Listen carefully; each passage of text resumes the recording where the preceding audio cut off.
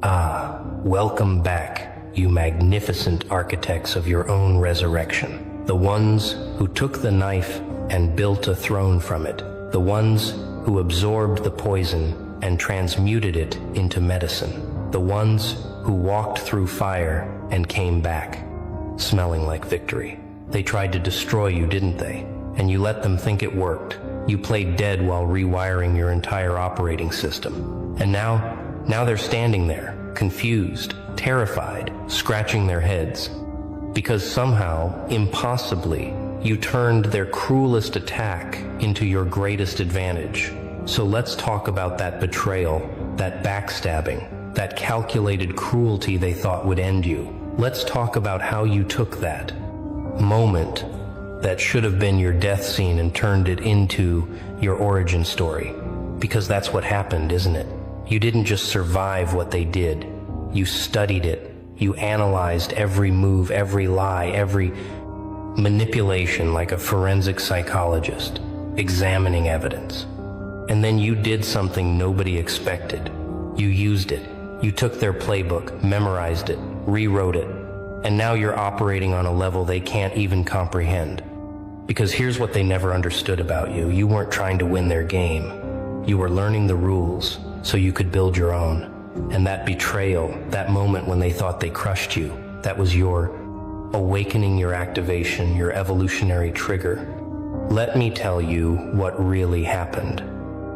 When they betrayed you, they thought they were hurting you, breaking you, exposing your weakness.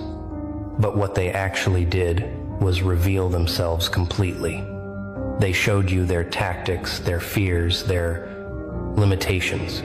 They handed you a masterclass in manipulation without even realizing they were the subject being studied. Because while they were busy celebrating your supposed downfall, you were busy taking notes, mental screenshots, psychological blueprints of exactly how small minds operate, how insecure people move, how threatened individuals attack.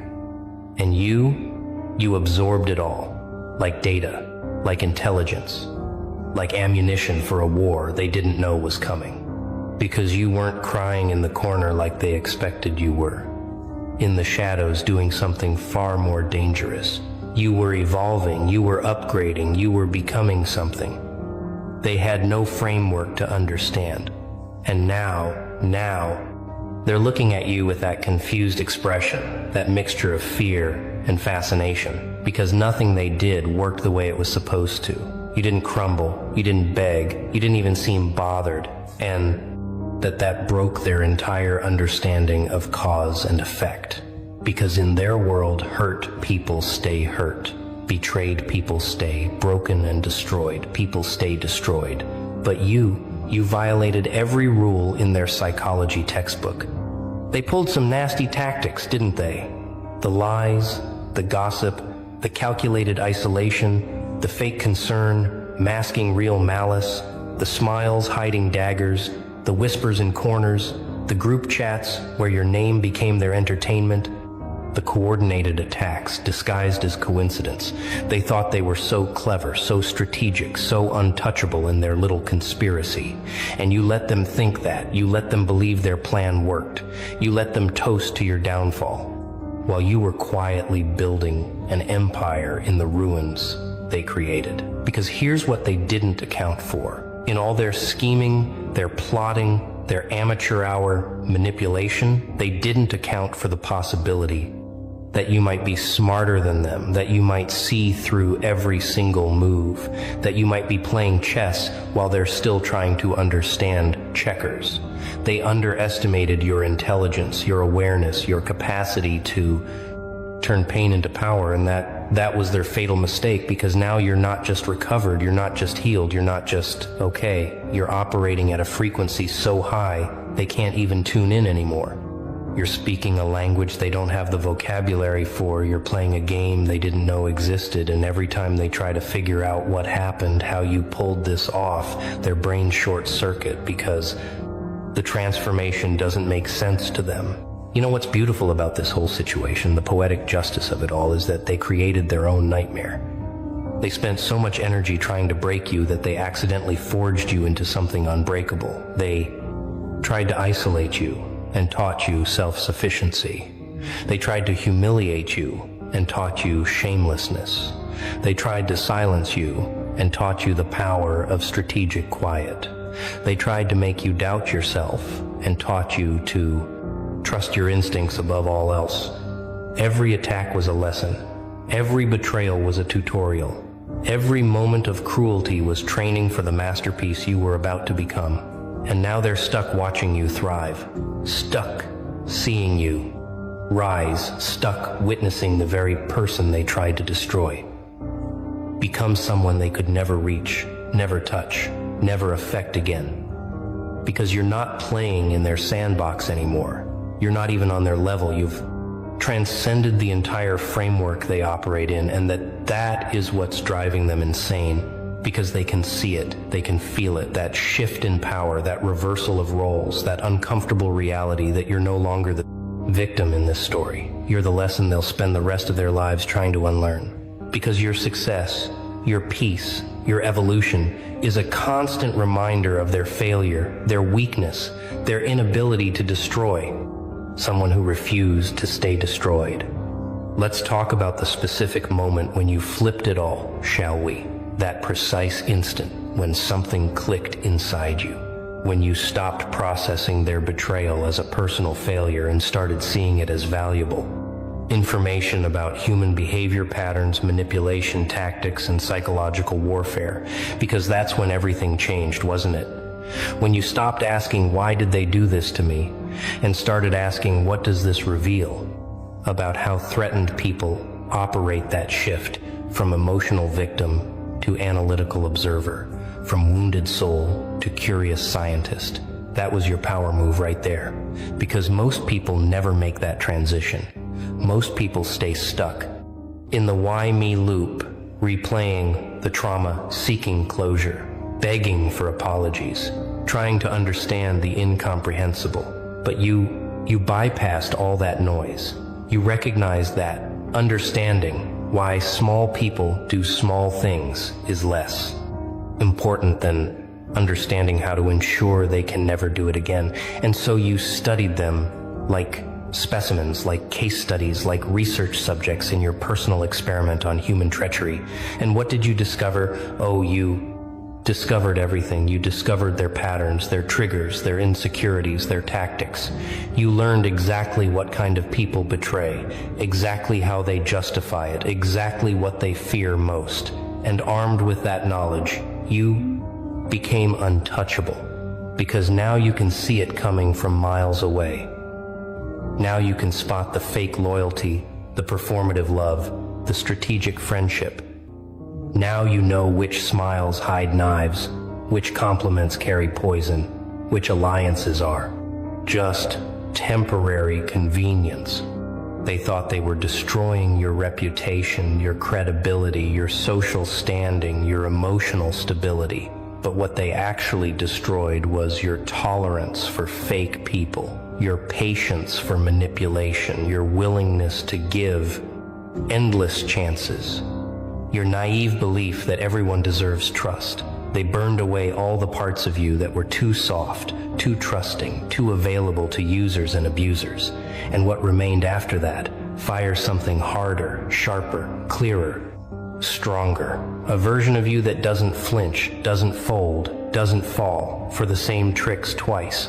A version that reads people like code, that sees through performances like glass, that knows the difference between genuine connection and strategic positioning. And this version, this upgraded operating system you're running now, it terrifies them because they can feel it when you look at them now. You're not looking with hurt or anger or even hatred.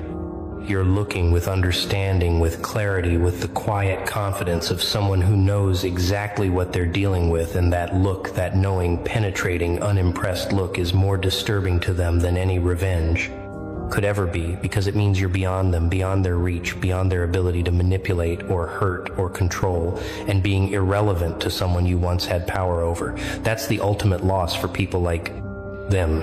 Here's what's really happening in their heads right now. Confusion, primarily because the script didn't play out the way they wrote it.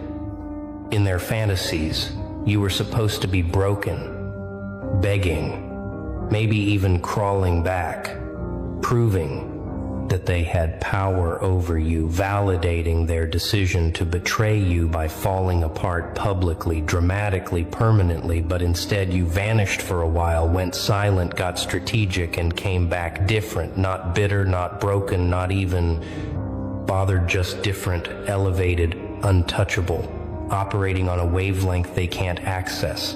And now they're stuck with this cognitive dissonance, this uncomfortable reality that their cruelty didn't work, their manipulation failed, their betrayal backfired, and worse than that, it might have actually made you better, stronger, smarter, more successful, and that possibility that their worst act toward you became your best catalyst for growth, that's eating them alive, because it means they didn't win. It means they lost. It means all their scheming, plotting, and coordinated cruelty accomplished nothing except your evolution.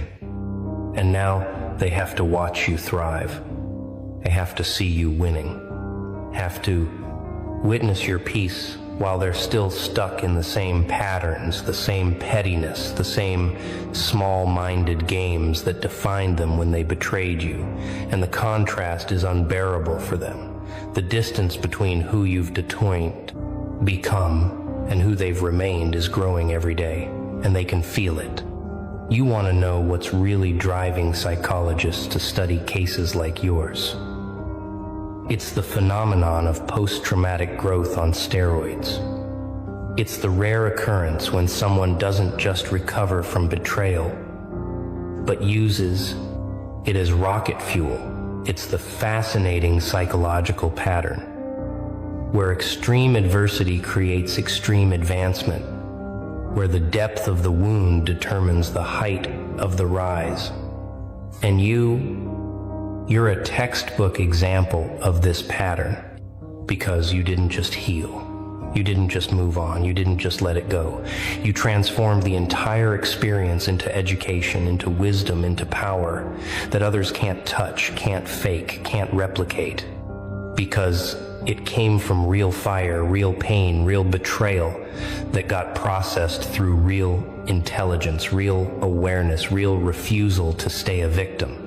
And what emerged from that process is something researchers want to understand. How did you maintain enough objectivity during subjective pain to learn from it? How did you avoid bitterness while still maintaining boundaries? How did you forgive without forgetting? How did you let go without becoming naive? How did you turn poison into medicine?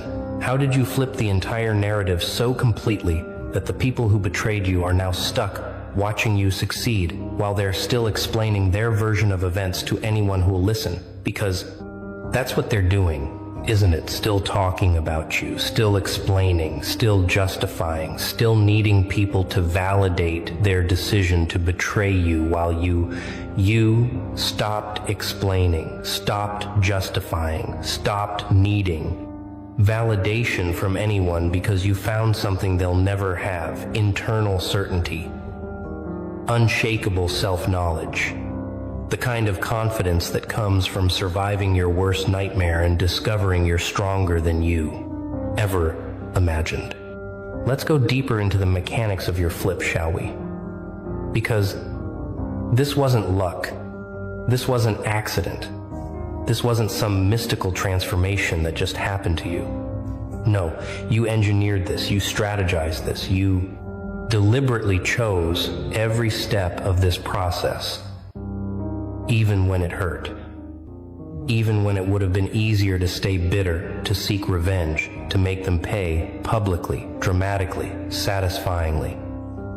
But you didn't do that because you understood something crucial that most people miss. Revenge is temporary, but evolution is permanent.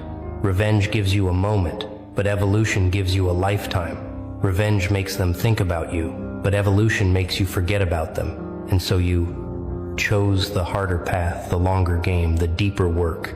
You chose to use their betrayal as a mirror to examine your own patterns, your own blindness, your own role in allowing toxic people access to your life, and that self-examination, that brutal, honest inventory of how you ended up in that situation. That was the key, because it meant you weren't just reacting to what they did, you were learning from it. You were asking the hard questions like, why didn't I see this coming? What signs did I ignore? What red flags did I rationalize? What boundaries did I fail to set? And those questions, those uncomfortable confrontations with your own accountability, led to the real transformation, because you realized you couldn't control what they did, but you could control what you learned from it. You couldn't change their character, but you could upgrade your discernment.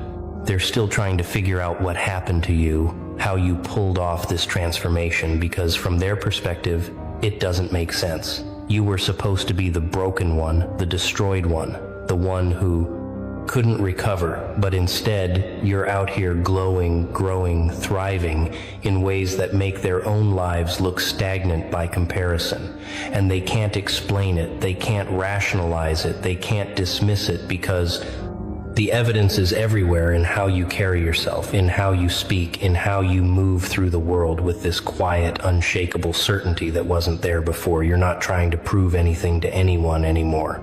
You're not defending your name, fighting your reputation, or engaging in their drama. You're just existing at a higher frequency, and that existence, that peaceful, powerful, unbothered existence, is more threatening to them than any confrontation could ever be, because it proves that you don't need them, don't think about them, don't care about their opinions or their version of events, and being irrelevant to someone you once hurt deeply. That's a special kind of torture for people whose egos depend on mattering, on being significant, on having impact.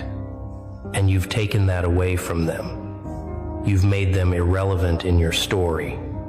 You reduced them to a minor plot point, a brief antagonist in your hero's journey, and now they're stuck being extras in a movie where you're the star. And that role reversal, that shift from them having power over you to you having total indifference toward them, that's the real victory. That's the evidence that you flipped it perfectly. Here's what the research would show. If psychologists actually studied your case, they'd find several key factors that distinguished your response from typical betrayal reactions. First, you maintained emotional regulation during chaos.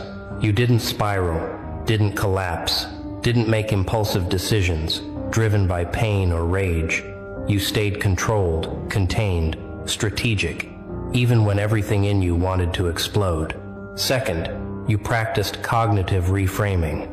In real time, you took the narrative they tried to write about you and rewrote it completely. You refused to internalize their version of events, their labels, their judgments, their story about who you were and what you deserved. Third, you implemented immediate boundary fortification. You didn't leave the door open for reconciliation, didn't give second chances, didn't fall for hoovering attempts. You recognized toxicity and amputated it surgically, permanently, without hesitation. Fourth, you converted emotional energy into productive action. Instead of wallowing in victimhood, you channeled that pain, that anger, that betrayal into self-improvement, skill development, personal growth. You used it as fuel, rather than letting it become quicksand.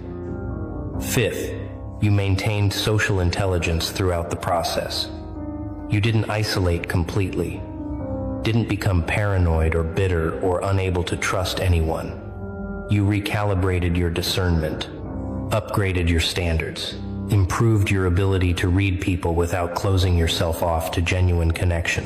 And sixth, perhaps most importantly, you achieved psychological closure without external validation.